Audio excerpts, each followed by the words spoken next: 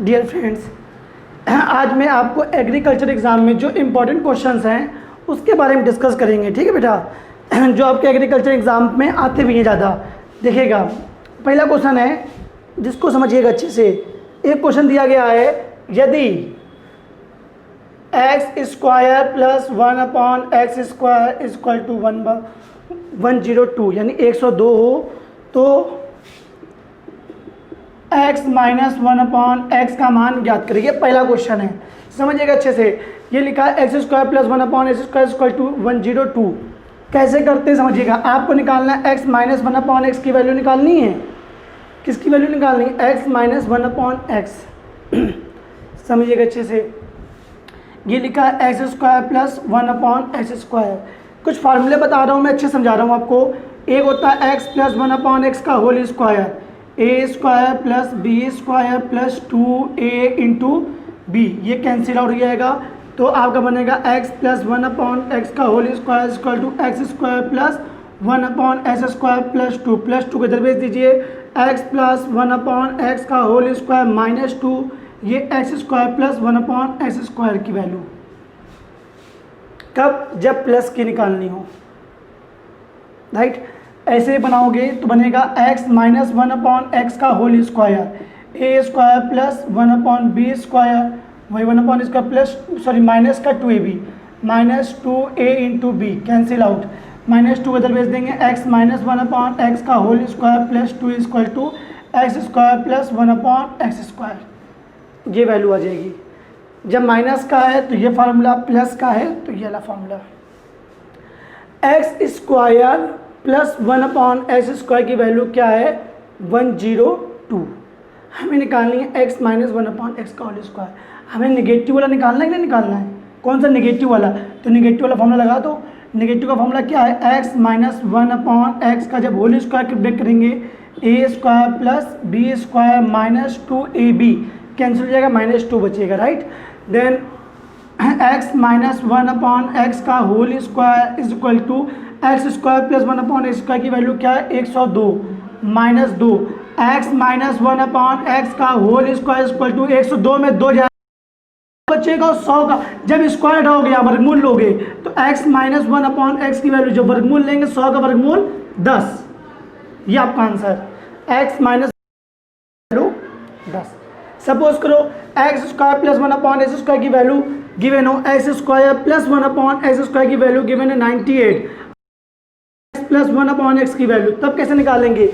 यहाँ प्लस की value given है, प्लस में पूछ रहा है, तब प्लस का फॉर्मूला लगाएंगे। प्लस का फॉर्मूला होगा x प्लस 1/x का whole square equal to x² plus 1/x² plus 2a into B, cancel out. x² plus 1/x² की वैल्यू 98 प्लस 2 ऐड करें, प्लस 1/x का होल स्क्वायर तो x प्लस 1/x की value, इसका वर्गमूल लेंगे। x प्लस 1/x किसको? वही x का होल स्क्वायर की वैल्यू 100 है तो x प्लस 1/x लेंगे तो 10 आएगा। ठीक है, मैं एक्चुअली क्वेश्चन को कवर कर रहा हूँ। यदि ये क्वेश्चन दिया है तो ये आंसर, इस टाइप का दिया हो तो ये आंसर। ठीक, फर्स्ट टाइप का क्वेश्चन मैं कवर कर दिया मैंने आपको एग्जाम में। मान लो माइनस का इसमें दिया गया था, यदि आपके में प्लस का आया तो कैसे करेंगे? तो यहाँ से दोनों कवर हो जाएंगे। ठीक है बेटा, नेक्स्ट देखिएगा, यदि आपसे पूछ रहा है 6p4 NPR का फॉर्मूला लगा लो, चाहे n factorial n minus r factorial, या फिर मैंने पढ़ाया है 6 के 4 स्टेप। 6 हर स्टेप में कम होता है, फैक्टोरियल में क्या होता है? कम। यदि दिया है 5 फैक्टोरियल यानी कि 5, फिर एक कम करोगे 4 3 2 1। n फैक्टोरियल दिया है तो n में फिर कम करेंगे n माइनस 2, हर स्टेप में एक कम होता है। तो 6 फिर एक कम करोगे 5, फिर एक कम करोगे 4, फिर एक कम करोगे 3। 6 पंचे 30, 3 चौको गुणा कर देना 360, इसका आंसर। यही दिया हो 6c2 तो 6 के 2 स्टेप, 6 इंटू 5 c कॉम्बिनेशन, तो 2 लगाया तो नीचे आएगा 2 फैक्टोरियल। जो भी दिया हो 6c3 6 1 5 फिर एक 4, नीचे 3 दिया है तो 3 फैक्टोरियल। इसमें बहुत ज़्यादा ये पूछते हैं कि 6 भुजा वाले बहुभुज, कोई बहुभुज है जिसकी भुजा क्या है? 6 भुजा है, वह बहुभुज में विकर्ण ज्ञात करें। विकर्ण ज्ञात करें। 6 भुजा हैं, हमें निकालना है विकर्ण। चलो मैं इसे बता रहा हूँ पहले। 4 भुजा किस में होती है? एक चतुर्भुज में। इसमें कितने विकर्ण होते हैं? 2। यदि इसमें विकर्ण की संख्या निकालेंगे तो 4C2 कर देना पहले, और जो 4 दिया गया था वो भी माइनस में 4 आएगा। कैसे निकाल रहा हूँ? मैं निकाल रहा हूँ 4 के 2 स्टेप, 4 × 3 बटे में 2 फैक्टोरियल, माइनस का 4, 2 दूनी 4, 2 3 6, 6 माइनस 4 करेंगे 2 आ रहा नहीं आ रहा? ये आ गया चतुर्भुज में विकर्णों की संख्या। आपसे षष्ठभुज पूछता है, 6 भुजा बोले या फिर भुज? षष्ठभुज में 6 भुजा होती हैं। विकर्णों संख्या फॉर्मूला होता है, देखना NC2 - n। भुजा कितनी? 6 है ना, तो लगा दो 6C2 - 6। सिंप्लीफाई करेंगे, 6 के 2 स्टेप, 6 × 5 बटे में 2 फैक्टोरियल माइनस 6। 2 फैक्टोरियल की वैल्यू 2 × 1 करना, 2 ही आएगी। 2 3 जा 6, 5 3 15, 15 माइनस 6, यानी कितने विकर्ण होंगे? 9। ठीक है, ये कॉम्बिनेशंस में इंपॉर्टेंट क्वेश्चन है। एक इसका और इम्पॉर्टेंट है, वो भी बता दूं मैं। कॉम्बिनेशंस में एक बनता है NCX बराबर NCY दिया हो तो x + y = n। एग्जाम में आएगा NC4 = NC8, n का मान ज्ञात करें तो n की वैल्यू हो जाए 4 12। ये आपकी कॉम्बिनेशंस का ये क्वेश्चन है इंपॉर्टेंट। ठीक है बेटा, चलो नेक्स्ट देखते हैं। नेक्स्ट दिया है 2 अंकों की संख्याएं। 2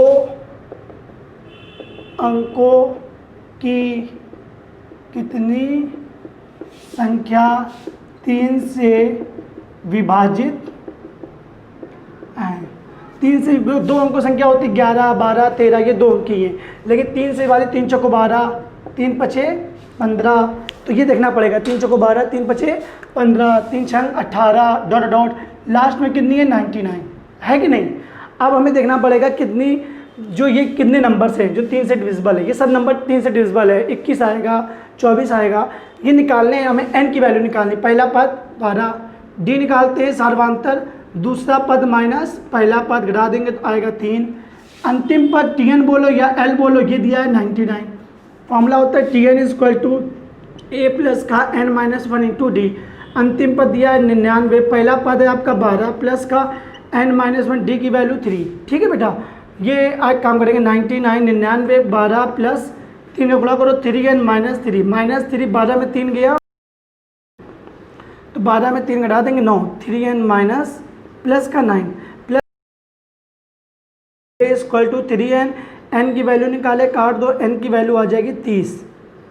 तो बेटा याद रखना कि एक फॉर्मूला होता है tn = a प्लस का n - 1 × d। ये अंतिम पद, ये पहला पद, ये पदों की संख्या, ये सार्वधातुक। इससे रिलेटेड मैं एक क्वेश्चन और बता दे रहा हूँ आपको जो इम्पोर्टेंट है। कभी आ जाए ABC AP में समांतर श्रेणी में, तो बीच का दुगना अगल बगल के योगफल के बराबर हो। बीच का दुगना अगल बगल के योगफल के बराबर हो गया। आपकी बुक में क्वेश्चन दिया था a + 1 a + 3, हाँ यही था अप्रॉक्सीमेट ऐसे ही था। हमें a का मान निकालना है। जब ऐसा क्वेश्चन आ जाए a का मान निकालना है तो बीच में ये दिया, बीच का दुगना कर दो, इन दोनों का योगफल 4 प्लस का a + 3 मल्टीप्लाई कर देना 2a + 2, ये ऐड कर देना a + 7। a को यहाँ पे लाएंगे माइनस होगा, 2a में a गया, a प्लस का 2 उधर जाएगा माइनस को 2, 7 में 2 जाएगा 5। a का मान क्या आएगा? 5। जब भी दिया हो कि ये तीन संख्या किस में हो? समांतर श्रेणी में हो, समांतर श्रेणी में हो, तो a का मान ज्ञात करो। 3 संख्या का फंडा यही होता है। ठीक है, ये AP का समांतर श्रेणी का योग। तो Sn = n/2 2a प्लस का n - 1 × d, ये योगफल का फॉर्मूला इसमें होता है, जिसको हम लगा देंगे, आपका क्वेश्चन सॉल्व हो जाएगा। ठीक, चलो इसके बाद मैंने आपको 3 टाइप के क्वेश्चन बताया। 4th टाइप का क्वेश्चन जिसमें एग्जाम में आपके ज़्यादा इंपॉर्टेंट है। एक इसमें क्वेश्चन ये दिया गया है, ठीक है, एक दिया है 2, A, B, C, D, E, F, ठीक है, और 65 फिर दिया है और 65 हो तो E का मान ज्ञात करें। E का मान निकालना है। एक सीरीज दी है 2ABCDEF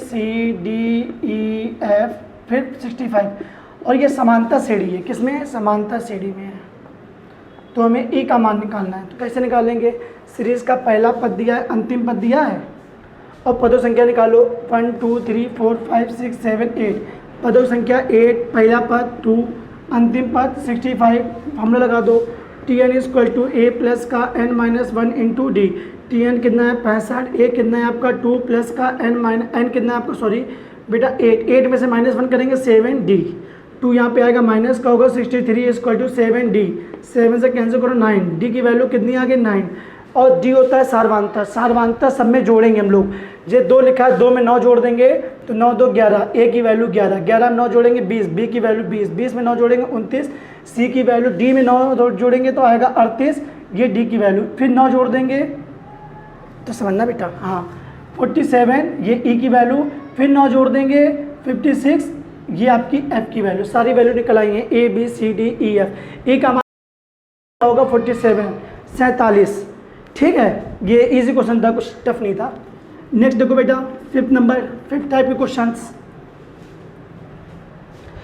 दिया है। एक बेलन की त्रिज्या, एक बेलन की त्रिज्या को आधी कर दें व आयतन को दोगुना कर दें, व ऊंचाई को दुगना कर दें तो आयतन पर क्या प्रभाव होगा? चलिए देखिएगा, एक बेलन की त्रिज्या, बेलन के बारे में दिया गया है। अब बेलन का आयतन पूछना है ना। आयतन क्या होता है? बेलन का पाई r स्क्वायर h। करेंगे कैसे? ये सीखना। कह रहा है त्रिज्या को कितना करते हैं? आधी कर दें। त्रिज्या r है, आधी करोगे r/2 हो जाएगी। और ऊंचाई को दुगना कर दे, ऊंचाई कितनी? h है, इसको दुगना करोगे 2h हो जाएगा। तब इसका आयतन निकालोगे तो आयतन इसका बनेगा पाई r स्क्वायर, यानी देखिए सही, इसका स्क्वायर करो, r²/2 का स्क्वायर करेंगे 4 इंटू h यानी 2h, कैंसिल कर दो तो पाई r² h, 2 2 जा 4 ना, अपॉन में 2 आ जाएगा। ये हम लिखेंगे 1/2 पाई r² h। पहले आयतन कितना था? पाई r² h। अब हो गया 1/2। 1/2 मतलब होता है कि अब आयतन कितना हो गया? पहले आधा, इसको बोलते हैं कि अब आयतन कितना हो जाएगा? आधा हो जाएगा। ठीक है, ये यहाँ पे आता कि बेलन की त्रिज्या को दुगना कर दें। सपोज करो क्वेश्चन दिया है त्रिज्या दोगुना व ऊंचाई को आधा कर दे, तब क्या होगा? तब पहले तो आयतन पाई r² h, जब त्रिज्या को दुगना कर दोगे 2r हो जाएगी, स्क्वायर करोगे 4r आधा यानी h/2, 2 2 जब कैंसिल तो आएगा 2 पाई r² h। जब ये कंडीशन करोगे, त्रिज्या को दुगना कर रहे हो, ऊंचाई को आधा कर रहे हो, तब ये 2 आगे लग रहा है। इसका मतलब आयतन पहले था पाई r², अब हो रहा है 2 पाई r²। आयतन कितना हो रहा है? दोगुना हो रहा है। कितना होगा? दोगुना। ठीक, चलो नेक्स्ट।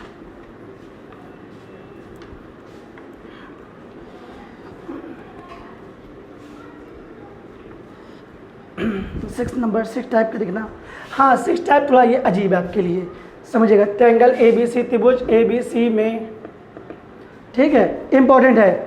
जब आया है तो आ सकता है a = 2, b = 3 आएगा, तो इससे टफ नहीं आएगा, ऐसे लेवल में आएगा। और साइन a = 2/3, साइन a बराबर दिया है 2/3। साइन b का मान हमें ज्ञात करना है।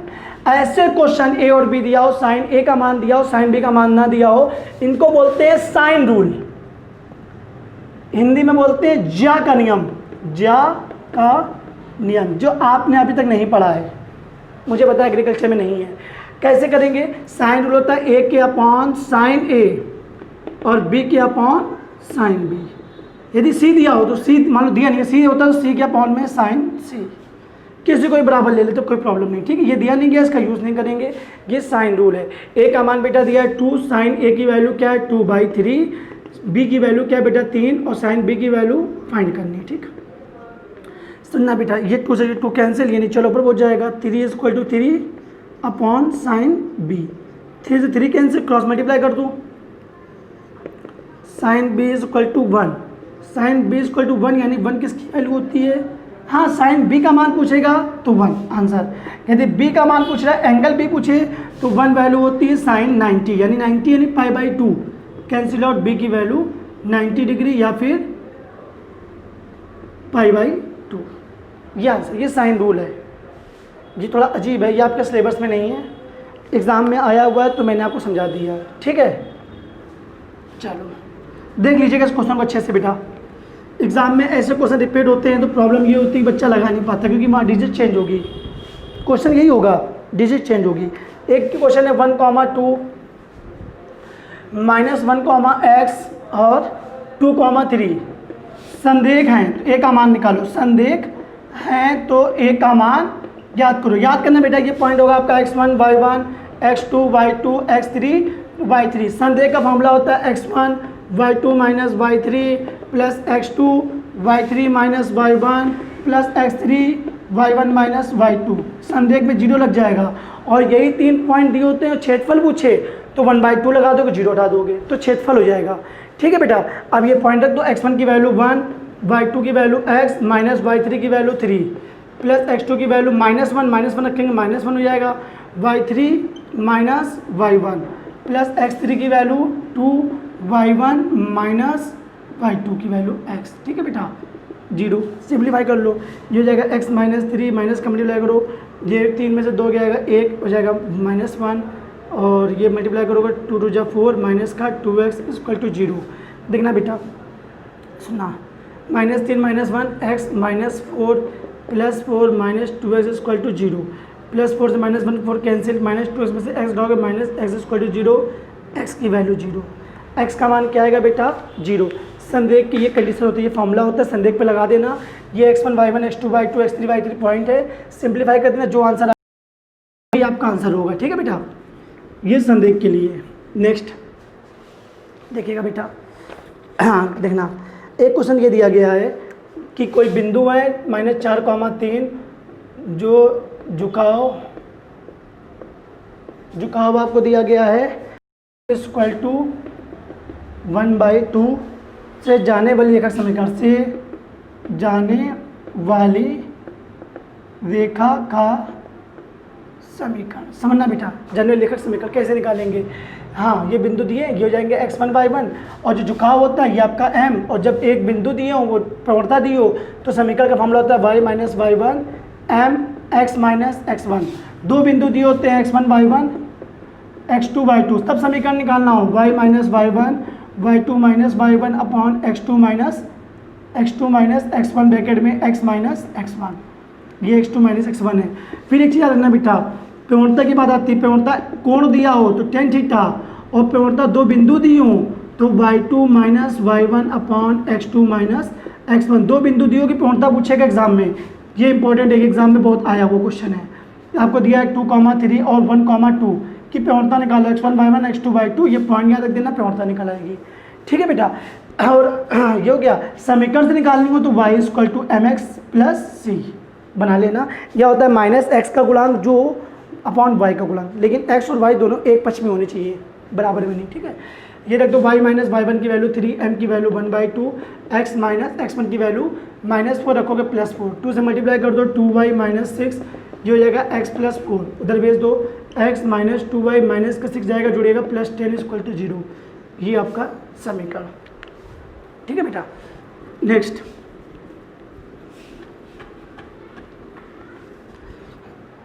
देखिएगा बेटा, हाँ ठीक है, ओके। कुछ आए थे माध्य मध्यिका बहुलक में अंतर, सुनना बेटा, लिख ले रहा हूँ, आप लोग लिखिएगा। यदि पूछे माध्य मध्यिका बहुलक में अंतर तो ये रिलेशन मीन्स संबंध क्या है, तो बहुलक इज इक्वल टू 3 मध्यिका माइनस 2 माध्य। इसको लिख लीजिएगा कि आ जाए बहुलक इज इक्वल टू होता है 3 मध्यिका माध्य। रिलेशन यदि पूछे, एक आता था क्वेश्चन आया था कि वर्गीकरण और सारणीयन में पहले कौन आता है। एक क्वेश्चन है कि वर्गीकरण और सारणीयन में पहले कौन आएगा, पहले सारणीयन का प्रयोग होता है, सारणी का पहले प्रयोग होगा, वर्गीकरण का बाद में प्रयोग होगा, ठीक है। ये 2 क्वेश्चन आपके एग्जाम में कहीं ना कहीं ऐसे पूछे गए हैं, तभी मैं आपको ये डिस्कस करा रहा हूँ, ठीक है। ये 2 क्वेश्चन हो गए। फिर आप थोड़ा देखिएगा, बता रहा हूँ बेटा, हाँ, माध्य विचलन न्यूनतम किसमें होगा, किसमें होगा। तो ये एग्जाम में आया हुआ था, सबसे न्यूनतम होता है हरात्मक माध्य में, माध्य विचलन न्यूनतम होगा। हरात्मक माध्य में जो आपका निकलेगा माध्य विचलन, ये सबसे न्यूनतम होगा। फिर एक क्वेश्चन आया था परीक्षण का प्रयोग, यहाँ जब प्रतिदर्श का आकार 30 सेकेंड हो, ठीक है। टी परीक्षण का, टी टेस्ट आपके एग्जाम में आया वो क्वेश्चन है। अभी 2018 में लगभग क्वेश्चन आए थे वर्ष प्रॉब्लम के, तो वही मैं क्लियर कर रहा हूँ। टी टेस्ट में प्रयोग होता है, टी टेस्ट में प्रयोग टी टेस्ट का प्रयोग यूज हम लोग किस लिए करते हैं, ठीक है। जब प्रतिदर्श का आकार 30 से कम हो, जब प्रतिदर्श का आकार 30 से कम हो, ठीक है बेटा। चलो एक क्वेश्चन, संबंध गुणांक, जो सहसंबंध गुणांक होता है उसका निम्नतम और निम्न और उच्च के मीन्स किसके बिटवीन होगा। सहसंबंध गुणांक जो होता है -1 से लेकर +1 तक। सहसंबंध गुणांक किनके बीच होगा, -1 से लेके +1 तक, ठीक है बेटा। इनको थोड़ा लिख लीजिएगा। ये वर्ष प्रॉब्लम के 1 2 3 4 5 क्वेश्चन हैं जो आपके वर्ष प्रॉब्लम के हैं, जिनको हम थ्योरेटिकल क्वेश्चन बोलते हैं, ठीक है। टी टेस्ट होता है, T1 टेस्ट होता है, ये मैं सब लिखवा दूंगा अब इसके बाद एक वीडियो में बता दूंगा। चलिए ये हो गया। अब दे रहा हूँ, जैसे कि देखना बेटा, आपके में पूछेगा माध्य यानी कि आपको दिया हो 2 3 4 5 6, नहीं, इनका माध्य निकालना हो तो अंतर माध्य बोले बात एक ही है। क्या होता है, कुल पदों का योगफल अपान पदों की संख्या 2 + 3 + 4 + 5 प्लस 1 2 3 4 5 पदों की जोड़ देना। 6 5 11 11 11 4 15 15 18 19 20 20/4 ऐसे निकालना। ये वैलिड मेथड है। तो आगे पीछे दिया हो तो कैसे करोगे, क्रम से दिया है, 2 के बाद 3, गैपिंग बराबर है, गैपिंग बराबर तो अभी एक लाइन में निकाल सकते हो, 2 + 6/2 8/2 4, जब गैपिंग बराबर हो तो। वैसे आपका ये वैलिड मेथड समांतर मान निकालने का। मध्यिका का भी पूछे तो मध्यिका में केस बनते हैं सम और विषम,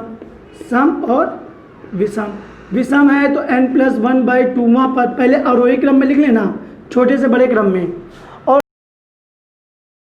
पद +n/2 + 1वां पद अपॉन में 2। पद कैसे वादियों होंगे, पद लिख लेना पहले उनको क्रम में, ठीक है ना। ठीक, चलो बस आज के लिए इतना ही काफ़ी आपका। नेक्स्ट टाइम आपको और ऐसे क्वेश्चन मैं आपको दूंगा, ठीक है बेटा।